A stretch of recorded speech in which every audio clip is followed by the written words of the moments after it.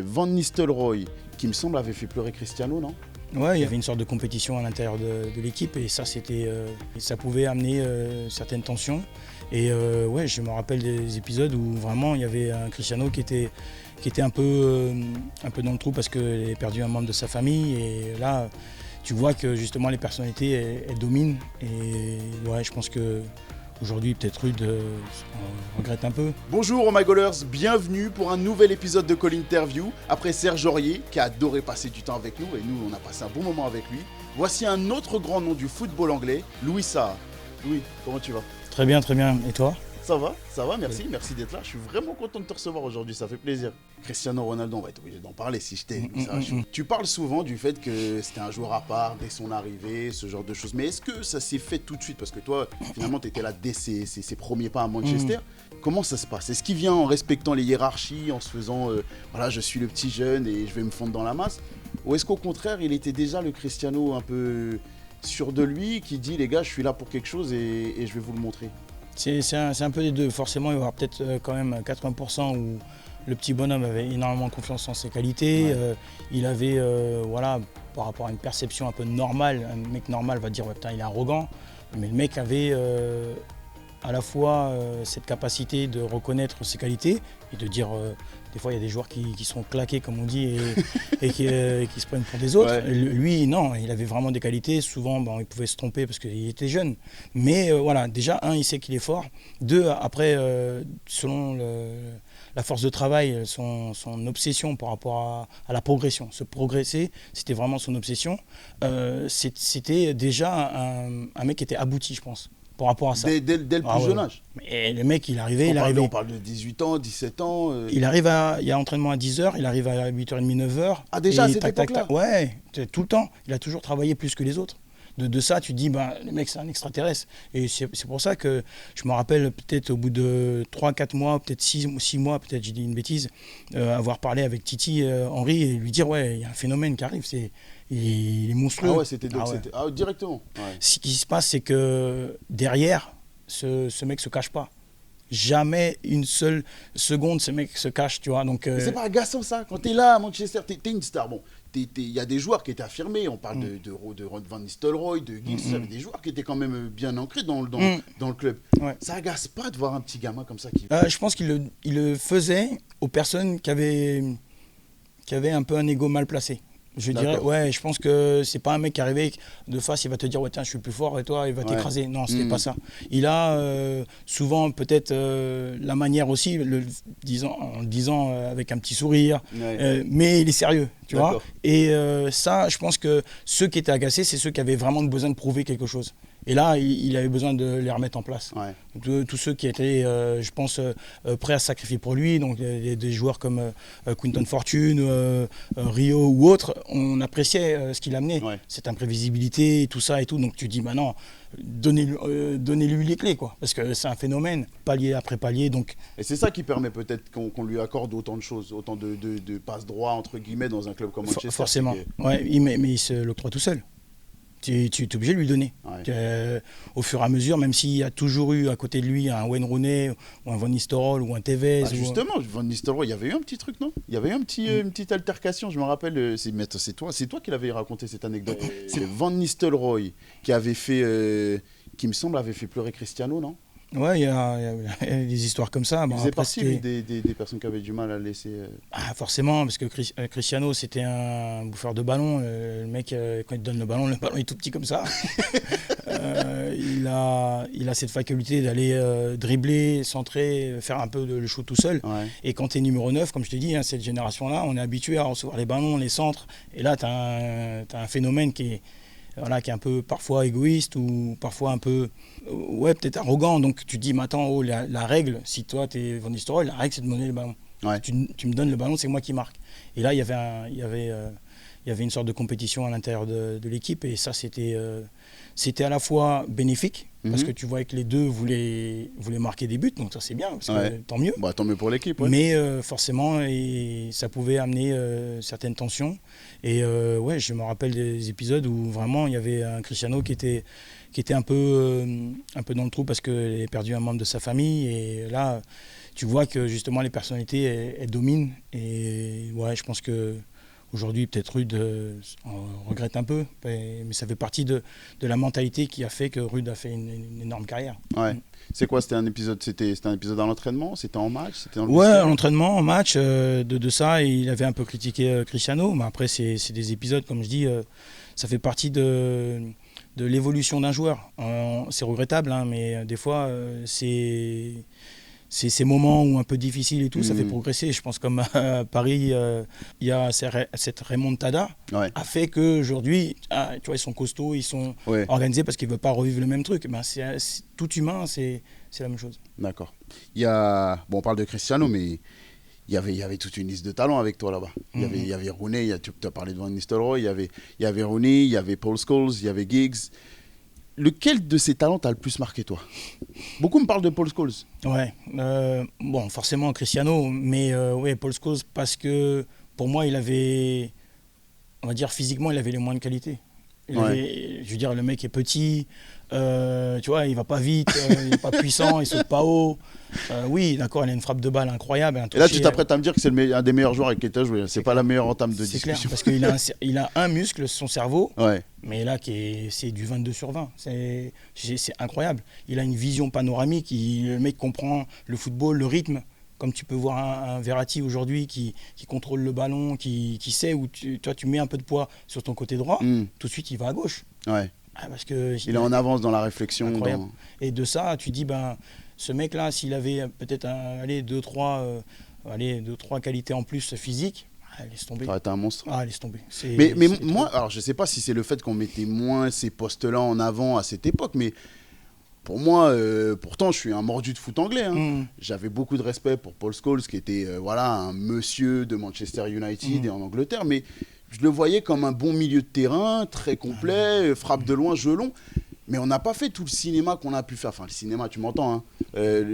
Toute la couverture médiatique qu'il y a pu avoir sur un Iniesta ou même sur un Verratti aujourd'hui. Est-ce que c'est une question d'époque ou est-ce que c'est juste que lui, il évitait ça? Oui, exactement. C'est une question de personnalité. C'est une personne qui s'entraînait. Il y a entraînement à 10h. À midi, il rentrait chez lui.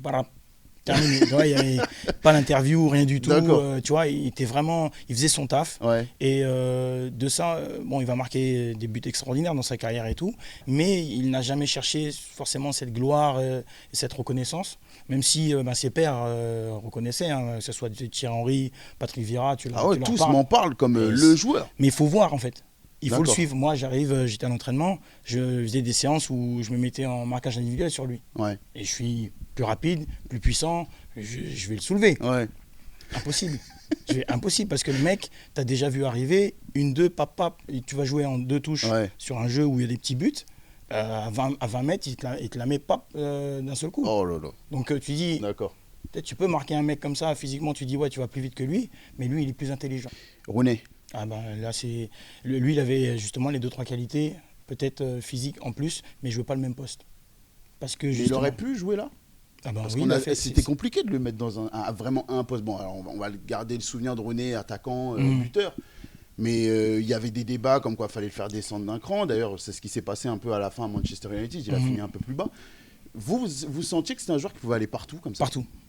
Partout, parce que justement, il a ces 2-3 qualités physiques. Que, le mec, tu le mets sur un côté, il va jouer, tu le mets devant, il va jouer, tu le mets milieu, il va jouer. Il a même joué derrière. Mais c'est un phénomène. Il a joué latéral, je crois, à l'époque. C'est un phénomène. C'est la même agressivité. Donc tu vas avoir un Iniesta qui joue, c'est vraiment un maestro. Forcément, il ne va pas forcément tacler, faire mal. Paul Scholes, il veut casser la jambe limite. Donc c'est vraiment cette agressivité. Et Wayne, c'était ça en fait. C'était une version de Scholes avec une vista incroyable. Mais ce physique qui lui permettait de partir en contre-attaque, avoir vraiment cette puissance et cette finesse après dans la finition. C'était un artiste. Si de ça, tu te trouves avec des stats d'attaquant, il va te mettre un but tous les 3 matchs. Tu peux pas t'en passer, quoi. C'est un guerrier. À Coupe du Monde. falloir qu'on en parle. Ouais, ça c'est chaud quoi. Il va falloir qu'on en parle. Mais alors attends, parce que tous les Français, quand je parle de la Coupe du Monde, ils vont me parler du Brésil, tu vois, de la performance de Zizou, exceptionnelle. Ils vont me parler de la finale, la frustration incroyable. Mais toi, ta frustration, elle commence un tout petit peu plus tôt. Elle commence en demi. En fait, de ça, il y a 1 mois et demi de préparation avec un groupe France. Tu es content de faire partie du groupe, tu as envie de jouer, tu as envie de montrer que tu as des qualités et que tu peux la gagner et aider tes coéquipiers pour la gagner.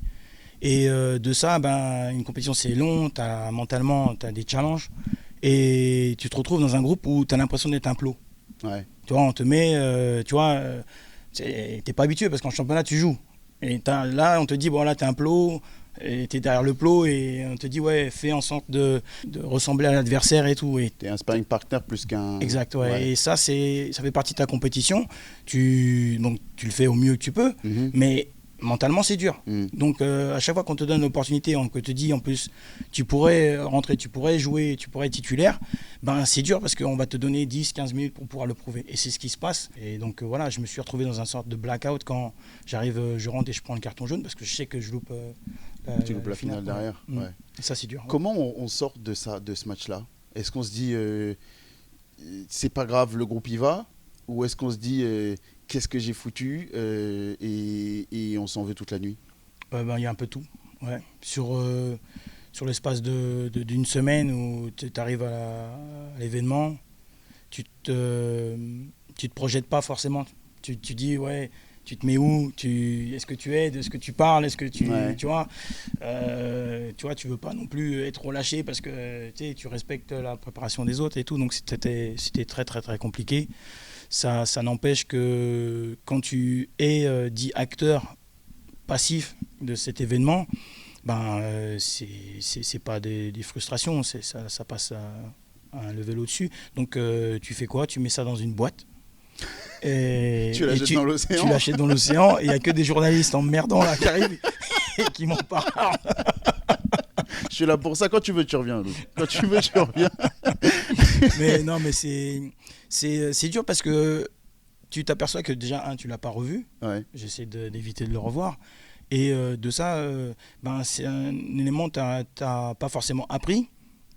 Parce que trop bref. Non, on ne te leur donne pas.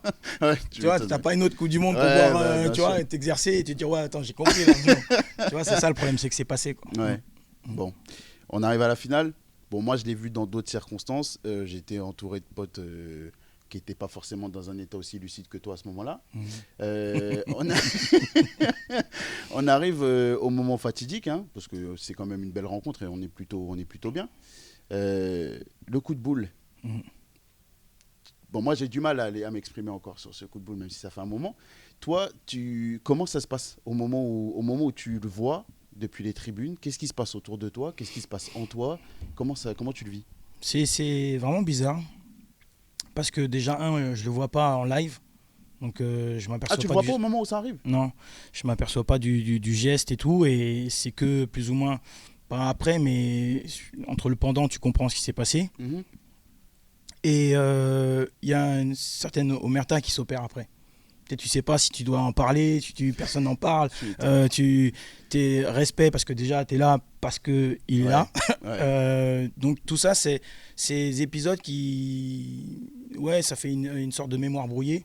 Tu sais pas vraiment comment tu as réagi, tu sais pas vraiment ça aurait changé quelque chose de toute manière, c'était déjà fait. Moi je l'aurais fait. Quand on est détaché, c'est toujours plus facile, je te jure. Parce que moi, j'en ai dit des choses devant ma télé et pas forcément lucides, comme je te dis. Oui, devant la télé, c'est un peu comme dans les réseaux sociaux. Tu vas partager. Forcément, même moi, si j'étais devant la télé, que j'étais pas forcément lié, parce que bon, c'est une personne que je respecte encore aujourd'hui. Voilà, c'est un monument. Donc, je vais me dire, putain, t'as déconné, t'as fait ci, t'as nana. Parce que voilà, c'est les réseaux sociaux. Mais en soi, je pense que tout le monde, tu arrives, tu dis, bordel, le mec, il est monstrueux. Et toi, tu viens de m'énumérer des qualités d'attaquant et de joueur complètement dingue. Tu te vois comment, toi, au milieu de tout ça? C'est que après ma carrière que je peux dire que je me suis situé plus ou moins au milieu de ces mecs-là. Avant, c'était le côté un peu naïf, innocent. Tu joues, tu arrives, tu as envie de gagner, tu as envie de te mêler dans ce qui est dit la crème de la crème. Et c'est plus ou moins après, quand il y a les commentaires, que ce soit des fans ou du club ou même des interviews de Sir Alex Ferguson, que tu comprends en fait vraiment qui t'adorait vraiment. Quelqu'un, quoi. Ouais, voilà. Et ça, je pense que c'est une qualité en fait que beaucoup de joueurs, donc Cristiano, Wayne, d'avoir vraiment conscience de ces qualités, de bien les situer parce parce que tu prends l'opportunité, tu es présent. Que moi, il m'a fallu du temps pour dire et j'aurais peut-être tenté plus de choses. Alors que moi, je vais sortir d'ici, je vais dire à tout le monde, j'ai eu Louis Sarr en interview, je suis le meilleur journaliste du monde. Toi, tu étais plus à avoir la tête dans ce que tu faisais et pas forcément prendre le recul à l'instant T. Ouais, ouais c'est ça en fait, parce que j'étais tout de suite sur le prochain rendez-vous, prochaine compétition, prochaine coupe. Et de ça, tu profites pas et tu dis, attends, oh, je suis là quand même. Et ça, je pense que c'est pas un regret, hein, c'est une sorte de petite frustration parce que tu dis, j'aurais pu faire plus en même temps. Peut-être non. Ouais. Mais je t'avoue que je ne m'attendais pas à ce trait de caractère. Je voyais ton humilité, parce que ça se ressent à travers tes interviews, à travers ta carrière. On sent que tu es quelqu'un de très humble. Mais de par les blessures et les moments un peu compliqués que tu as vécu, souvent les joueurs qui connaissent ce genre de trajectoire-là, ils nous disent qu'ils profitaient vraiment de l'instant T parce qu'ils savaient que ça pouvait leur échapper et que les blessures pouvaient leur être fatales pour leur carrière. Hein, je parle. Ouais. T'as pas senti ça, toi ? Voilà, je vais te dire, franchement, début de carrière, je me sens invincible. Un peu le sentiment Cristiano. Tu dis, voilà, si je suis bien, personne ne t'arrête. Tu vas garder ça pour toi, mais voilà, j'avais cette impression-là, physique. Ouais. Quand le physique m'a lâché, là, l'humilité est vraiment arrivée. Je me dis, voilà, ça peut partir. Et c'est ça qui a été peut-être le moment qui a fait que j'ai eu l'impression de faire une carrière un peu... Pas exceptionnelle, voilà, bonne, mais voilà, parce que j'étais plus sur la retenue et dire ouais, je vais pas me blesser ou je vais pas avoir cette image d'être personne tu vois, qui a laissé tomber ses coéquipiers, des trucs comme ça. Ouais. Ça pouvait parfois rentrer dans la tête, surtout quand ça venait des entraîneurs. Donc ça m'a un peu vexé. Alors que vraiment, avant, j'avais le sentiment d'être un peu comme des mecs comme Cristiano. Un mec qui a une carrière normale, c'est un mec dont Ferguson dit que c'est l'un des meilleurs attaquants qu'il ait coaché. David Moyes dit que c'est un joueur exceptionnel. Il a rarement vu ça dans sa carrière. Et il finit par jouer une Coupe du Monde 2006 avec Thierry Henry, avec tout ça. Ça, c'est une carrière de joueur. À l'époque, avec tous ces noms-là, tu n'arrives pas à te dire je suis de la crème de la crème. Je fais partie... De ces joueurs qui vont te dire voilà, je suis privilégié parce que je travaille énormément, je travaille dur, c'est pas arrivé comme ça. Mais je pense pas avoir, quand je regarde mes stats, je pense pas avoir des épisodes comme ces joueurs-là que tu viens de citer. Voilà. Ouais. On va parler de la Coupe du Monde, je suis remplaçant, je gagne plus ou moins ma place parce qu'en championnat, je suis vraiment costaud, tout ça. Ouais, et tout. Tu fais une belle saison. Voilà, j'ai pas d'épisode non plus où tu vas te dire voilà. J'ai été monstrueux pendant 2-3 saisons. Ouais. Là, je vois des joueurs, c'est énorme ce qu'ils font. Et c'est pour ça que je pense que cette humilité-là, elle a été amenée par mes blessures. Quand je parle de Louis Sarr, quand je dis Louis Sarr, la première chose qui me vient à l'esprit, c'est Manchester United, c'est Old Trafford, et puis c'est Sir Alex Ferguson. D'ailleurs, vous avez une petite relation un petit peu père-fils, non ? Il parle beaucoup de toi en bien. Ouais, je pense qu'il a cette relation avec beaucoup de joueurs, notamment Cristiano forcément, mais tous les joueurs avec qui il s'est passé quelque chose en termes de trophées, en termes d'histoire assez un peu unique. Donc j'ai une relation père-fils dans le sens où il y a énormément de respect. Le mec m'a apporté énormément de confiance et de réponses même dans la vie. Donc forcément, je pense, comme tout le monde, quand tu t'aperçois qu'il y a des conseils qui te servent encore aujourd'hui, tu apprécies. Tu n'étais pas le chouchou ? Non. Il y en a qui te décrivent comme le chouchou. Tu n'étais pas le chouchou ? Non, pas du tout. Je pense que Cristiano de loin, ou des joueurs comme Cantona, ouais, ça c'est... Ah, Cristiano, tu me le dis là, Cristiano c'était le chouchou alors ? Mais complètement. Quand on parle de père un peu spirituel ou de substitution, on a tendance à penser, quand on pense papa, on a tendance à penser un petit peu engueulade, tu vois, se faire un petit peu gronder. Et il y a le fameux Hadj Raya de Old Trafford avec Ferguson. Tu as eu droit, toi, ou pas ? Ouais, 2 fois, justifié. C'était un peu particulier parce que c'était mon 2e match et tu avais l'impression quand même que j'étais un peu en train de marcher sur l'eau, j'étais vraiment super bien. Et je marque 2 buts en première mi-temps. Et à la mi-temps, tu rentres, t'es un peu t'es bien, tu quoi, tu vois. un petit peu, quoi. T'es un peu chaud, quoi. Et tu t'aperçois que ça gueule sur ton épaule et que c'est pas content alors qu'on mène 3-0. Tu te dis, mais il y a un problème. Et tu t'aperçois tout simplement qu'il n'est pas satisfait d'avoir des joueurs qui se contentent de louper des occasions franches. Et donc là, tu comprends que tu es arrivé dans un haut niveau. Et la deuxième fois, c'est je loupe un penalty au Celtic Park. Ouais. Et là, c'est pareil. Tu comprends, et sa manière de faire, ça ressemble vraiment à un père qui veut te faire comprendre des choses, qui veut t'éduquer. Et de ça, tu ne fais pas les mêmes erreurs. Je pense qu'aujourd'hui, on le voit un peu moins.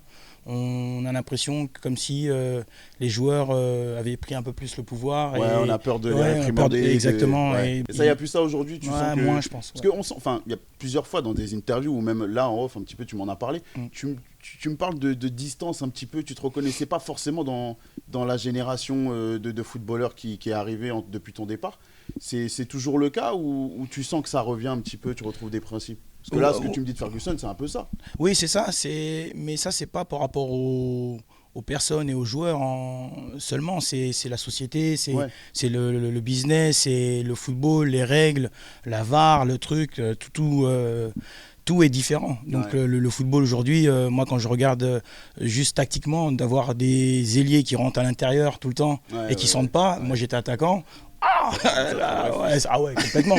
Donc tout ça, on parle de jeu, tu dis non, moi je sais que j'ai été éduqué comme ça, j'ai été formé comme ça, je sais que je vais avoir des difficultés, il fallait que je m'adapte. Après il y a la communication, est-ce que tu es vraiment toi quand justement il y a cette influence au niveau des réseaux sociaux, toi qui te demande d'être un personnage parfois.